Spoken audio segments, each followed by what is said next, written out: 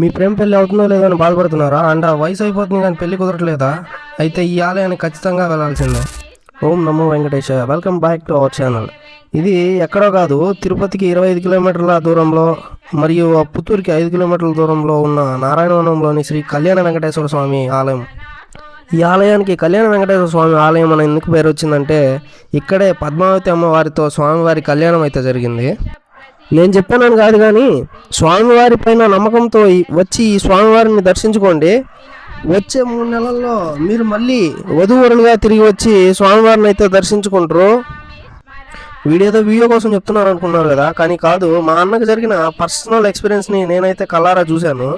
ఎందుకంటే మా అన్న 3 నెలల క్రితం అయితే ఇక్కడ స్వామివారిని అయితే నమ్మకంతో దర్శించుకున్నాడు. అట్లనే ఇక్కడ 3 నెలల తర్వాత స్వామివారి సన్నిధిలో అయితే మా అన్న మ్యారేజ్ అయితే జరిగింది. మీరు కూడా వివాహం కోసం ఎదురు చూస్తున్నారా? అయితే ఈ పవిత్ర క్షేత్రాన్ని అయితే దర్శించుకోండి. మరిన్ని ఆధ్యాత్మిక విశేషాల కోసం మన ఛానల్ అయితే ఫాలో అవ్వండి. అంటిల్ దెన్ సైనింగ్ ఆఫ్ మీ ది సోలో సంచారి.